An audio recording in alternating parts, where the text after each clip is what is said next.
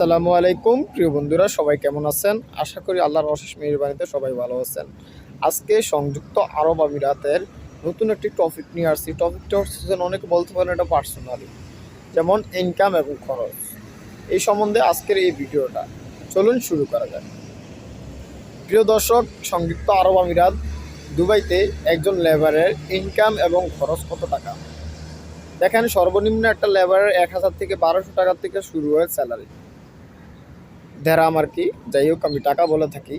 এই 2000 টাকা থেকে আপনার স্যালারি শুরু হয়ে এখানে স্টার্টিংয়ে আপনার এতটুকু এমনই হয়, ধীরে ধীরে আপনার স্যালারি বাড়ে, যা 2000 2500 টাকাও হয়ে থাকে, 1500 টাকা।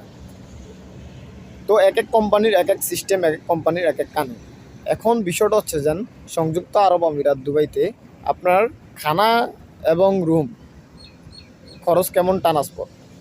তো প্রিয় বন্ধুরা, খানা এবং রুমের বিষয়টা আমি বলতে চাচ্ছি। যেন রুমের বিষয়টা হচ্ছে যেন আপনার অনেক সময় কোম্পানি দিয়ে থাকে, কোম্পানির রুম বেশিরভাগ হয়। রুম ভাড়া যদি আপনার কোম্পানি ভিসাতে আসেন তাহলে আপনার রুম ভাড়া লাগতেছে না। আর যদি আপনি ফ্রি ভিসা আসেন তাহলে নিজস্ব সম্পূর্ণ রুম ভাড়া। তো কোম্পানিতে ভিসাতে আপনার ধরনের সংযুক্ত আরব আমিরাত কোম্পানি ভিসাতে আপনার আসতে গেলে আপনার খানা খরচ আপনার যাবে 300 দিরহাম। অনেক সময় কোম্পানিও খানার টাকা দেওয়া থাকে, ঠিক আছে। তো খানার বিল সর্বনিম্ন আপনার 300 টাকা। এর উপর আপনার হিসাবে আপনার যত কয় টাকা খরচ করবেন সেটা আপনার উপরে ডিপেন্ড করে। আপনার মোবাইল, ওয়াইফাই, আনুষঙ্গিক খরচ আপনার 100 টাকা ধরে রাখলাম।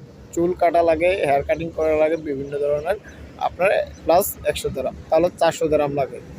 একটা লেবারের সংযুক্ত আরব আমিরাতে দুবাইতে যারা আছে, একটা লেবারের সর্বনিম্ন আপনার মাসে খরচ থাকে আপনার 400 টাকা, খানায় এবং কি আনুষঙ্গিক খরচ, ঠিক আছে।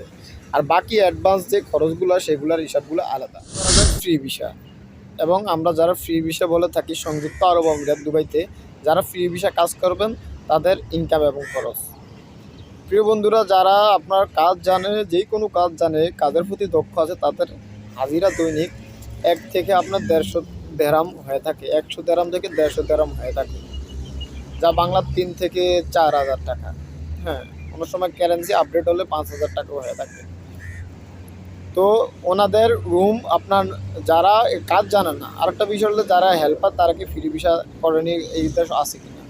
প্রিয় বন্ধুরা, ফ্রি ভিসা যারা আছে তারাও আপনার এই দেশ আপনার ফ্রি ভিসাতে আপনার অনেকে কাজ করে, কাজ জানে না, কাজ করে, তাদের হাজিরাটা একটু কম হয়ে থাকে।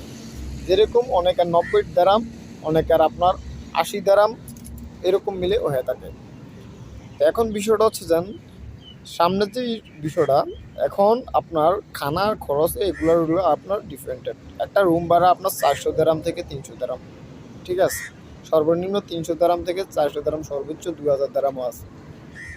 এখন আপনার উপরে ডিপেন্ড করবে আপনার কত টাকা খরচ করবেন, কি আসা বিষয়।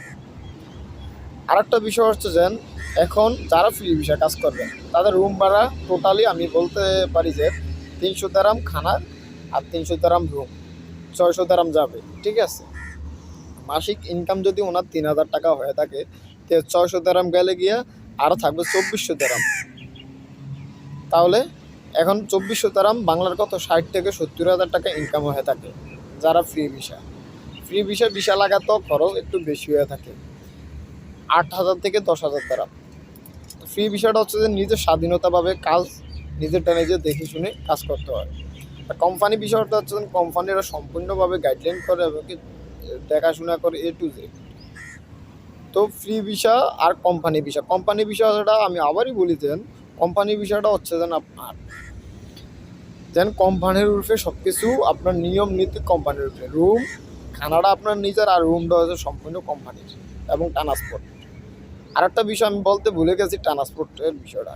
ট্রান্সপোর্ট আপনার ধরনের খরচ আনুষঙ্গিক যারা ফ্রি ভিসা বা কোম্পানি ভিসায় থাকেন, ট্রান্সপোর্ট আপনার আনুষঙ্গিক 1 থেকে 200 দিরহাম ধরে রাখতে পারেন। সেটা আপনার উপরে ডিপেন্ড করে। যেরকম আমি অত ঘোরাফেরা করি নাই, আমার কোনো খরচ হয় না ট্রান্সপোর্ট। তারপরে ট্যাক্সি বা অন্য প্রাইভেট কার, পার্সোনাল যাদের গাড়ি আছে তাদেরটা থেকে ঘোরার থেকে আমি মনে করি যেন আপনার সরকারি যে ট্রান্সপোর্টগুলো আছে গাড়ি এবং মেট্রো, ওগুলোতে আপনার চলাফেরা করাটা ভালো এবং খরচ কম হবে।